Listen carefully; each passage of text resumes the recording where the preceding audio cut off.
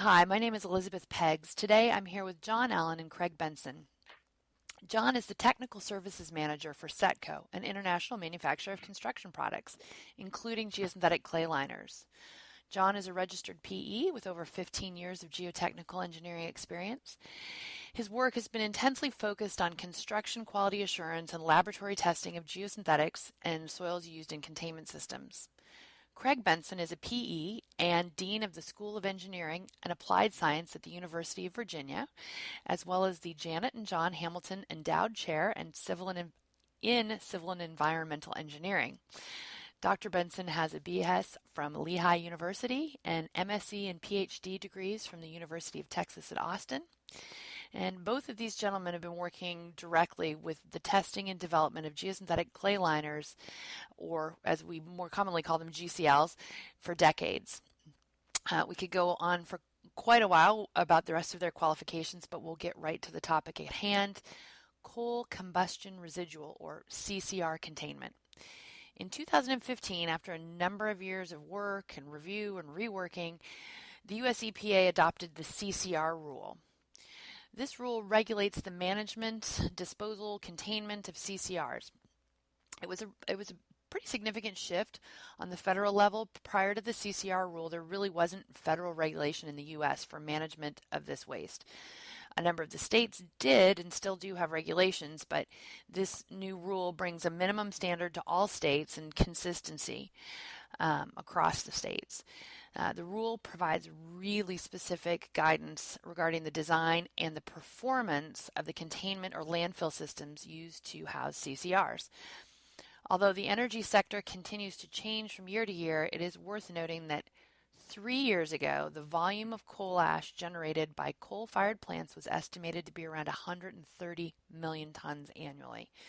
So this is a pretty big topic. It's an important topic, and I'd like to welcome John and Craig here to discuss it with us. Thanks for joining us. Craig, the EPA document is substantial in its length, but there are some key points to the rule which we're going to discuss today. Can you give us your perspective on those key points, please? Sure, Elizabeth. The document really is very extensive, covers a lot of different issues with relation to disposal and management of coal combustion residuals. But for this particular discussion today, really the key things is a shift from what's so-called wet disposal to dry disposal of CCRs. And wet disposal largely being the entrainment of coal combustion residuals in water streams and disposal in ponds, and shifting that to a dry management strategy where we manage the dry particulate in a traditional landfill type of scenario. The aspect of that's particularly important is that we're taking technology that's well established and has a track record of environmental protection for municipal solid waste, hazardous waste, low-level radioactive waste, and applying that same technology with its track record for safe environmental containment of coal combustion residuals. Taking a technology that we know works in other areas and applying it to this area as well. The key aspect of that, we're designing a landfill essentially for coal combustion residuals, and the key aspect of that is a composite liner that's at the base of the facility, overlain by a leachate collection system. And a composite liner is a barrier system that consists of both a polymeric component, a geomembrane, and an earthen component. And that earthen component may be a compacted clay liner that we would construct out of natural clay materials from a borrow source nearby, or it might be a geosynthetic clay liner, or a GCL, that we purchase from a factory manufactured scenario where we have bentonite between two geotextiles. But the composite liner element is a key aspect of the new regulations that provide safe environmental containment of CCRs. Great. So we have sort of two different design scenarios in the lining system options, and those are described pretty specifically in the EPA rule.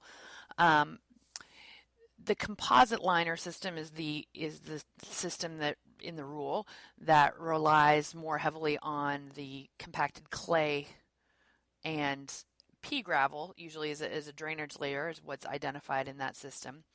in the system that's called an alternative composite liner system, they replace the compacted clay with the GCL and the pea gravel with a geocomposite drainage layer. Those are the significant differences in the design of those two systems as outlined in that rule. It's generally accepted that there are benefits to the alternative system in terms of use benefits. We know that the composite systems have been manufactured with high levels of quality control. There's documented to be less cost associated with employing those. They're more rapidly constructed very frequently. And there's a positive environmental impact that we read about recently in the IGS flyer that was released. The International Geosynthetic Society did some homework and with Loughborough University came up with the idea that one truckload of GCL was equivalent to 150 truckloads of clay. So there's lots of sort of balance sheet reasons to use the alternative system. But John, what about the performance requirements of the liner system? How do they perform, and what are the requirements under the rule that for performance for the two different systems? Well, the rule is pretty clear about the composite liner being the standard of implementation. But if someone chooses to go with the alternate composite liner, they have to demonstrate a few things to make sure that the alternate composite is equivalent to the composite. And there's some key words that we look at in the rule. One is appropriate chemical properties. That is, the alternate has to have appropriate chemical properties to be equivalent to the composite lining system. It also needs to have the appropriate shear stresses so that whatever materials are used in the alternate demonstrate the strengths needed for stability. Mm-hmm. The alternate system also needs to have a liquid flow rate that's no greater than the 2 feet or 600 millimeters of compacted clay that's described in the composite system. And so when we switch to the alternate system and use geosynthetics or a geosynthetic clay liner, we have to work through these equivalency numbers to demonstrate that we're going to meet the same requirements as the composite liner system. And this is all done relatively easily in design, but you do need some supporting data to demonstrate that equivalency. Great. So we have kind of an idea about the options and the performance requirements, but how does an engineer figure out what's the best choice for their scenario? Craig, when an engineer is approaching design of a CCR landfill, what are the reasons to choose one or the other engineering solution? Well, there's a variety of different options and factors to consider. Perhaps one is whether it's good, and most important is how effective it's going to be. We know that with the right materials, we can design systems that have very low leakage rates and be highly protective in the environment. And so if we can do that with either type of scenario, then we need to start to look at other issues. One of the issues that's important when we look at using GCLs versus compacted clay liners is that it's a highly reproducible, highly uniform product, in contrast to compacted clay, which we're excavating out of a borrow source, which has both spatial variability and temporal variability as well, and requires a great deal of care and oversight to ensure that we get the product we want. When we use a GCL, it's highly reproducible. It's factory manufactured, consistent product. You know what you're getting. Yeah, we know what we're getting. The other things that are important as well is with when we're using geosynthetics in lieu of compacted clays, we can just have much more rapid construction, and that's particularly important in regions where construction seasons are short. We can place liner more quickly. We also use less airspace, and this is a really important consideration, not only from a cost scenario, but from a sustainability scenario as well. When we look at building a thinner but equally as effective liner, we're using that land mass, or that land area, for disposal in a lot more efficient way. We're actually be able to place more waste per unit area of land. And finally, we can actually have lower costs. So when we look at materials, we want to look at both: are they effective? Can we build them in a time frame where have at hand? But also, what are the relative costs using different types of materials? And in many cases, we can construct composite barrier systems with GCLs more cost effectively than we can with compacted clays. That all sounds fairly straightforward until we get to chemical compatibility. This is where it gets kind of interesting.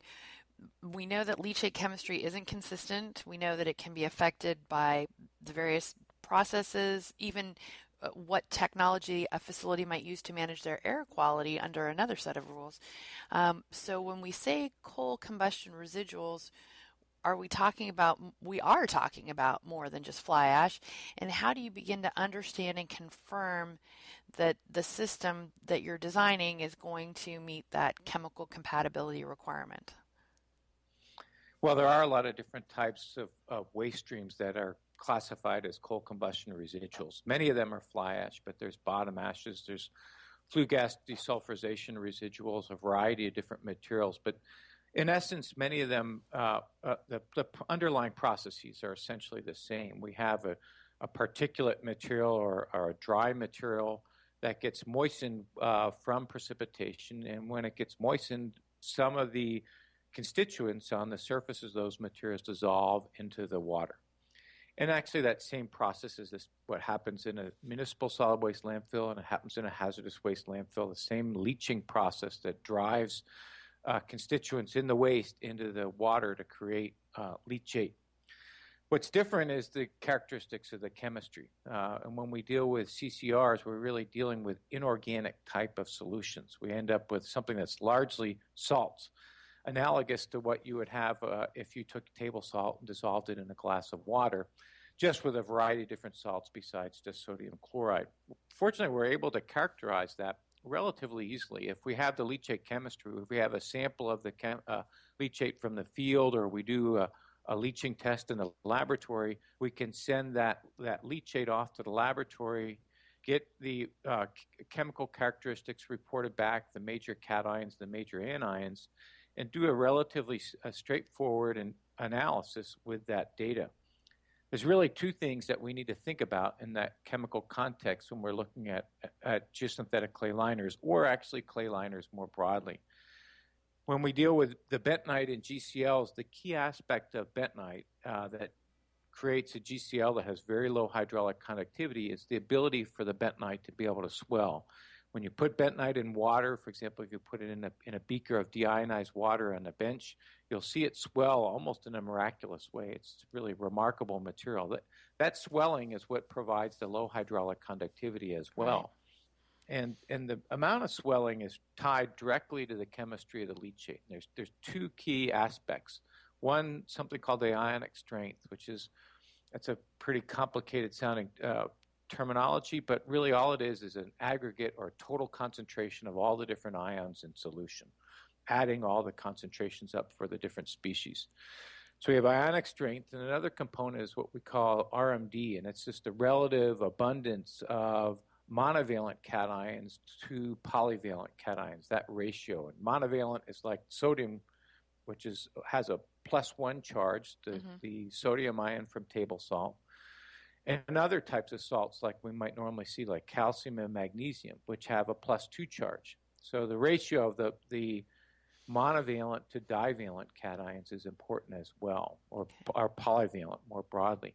Those two variables control how bentonite swells. And if the solution gets really concentrated or has high ionic strength, the swelling diminishes. Or if the solution becomes really divalent, tends to be dominated by divalent or trivalent cations, it will also suppress the swelling. And so you can imagine there's a range where bentonite's going to swell really well, and then if we get it too concentrated or too divalent, the swelling properties will be suppressed and we won't have the low hydraulic conductivity we want. And so we can look at the chemistry of that leachate and actually in a very simple spreadsheet calculation, calculate the ionic strength, calculate the RMD, and get a sense immediately whether a traditional bentonite for a geosynthetic clay liner is going to function well. And if we're outside that range, and that's one of the things we find with CCRs, that they tend to create stronger and more divalent leachates than a lot of the other wastes that we manage in our industry. And when we get outside that range where traditional bentonites work, then we need to look at other materials. And the materials that we've been working with over the last decade are what we call bentonite polymer composites, where we take largely bentonite, but we add some polymer to it as well that helps bridge between the bentonite particles and fill pores. And that extends our range. And depending on the polymer that's used and the amount of polymer that's added, we can get geosynthetic clay liners that can work in very extreme leachate environments. Well, that sounds very promising, because I'm a little nervous about the bentonite swelling issue, but it sounds like the industry's recognized that for some time and sort of started to tackle it, or tackled it very well. John, with all of these considerations in play and the variables that Craig's been talking about and the chemistry of the contained materials, what's the process for identification, selection, and demonstration of success with those polymer added or not geosynthetic clay liners? How do we tackle that? How does an engineer address it?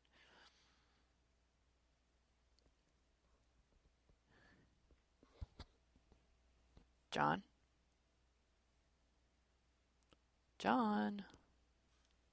It's really an interactive design process between the engineering design team and the manufacturer that's going to supply the products for the project.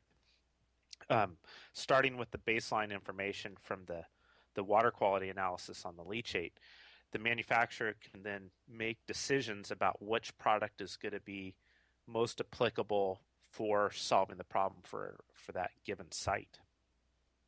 But it takes several steps to get through that, and working back and forth to get a proof of concept that will be satisfactory to the regulatory body and prove that equivalency and long-term performance of the products.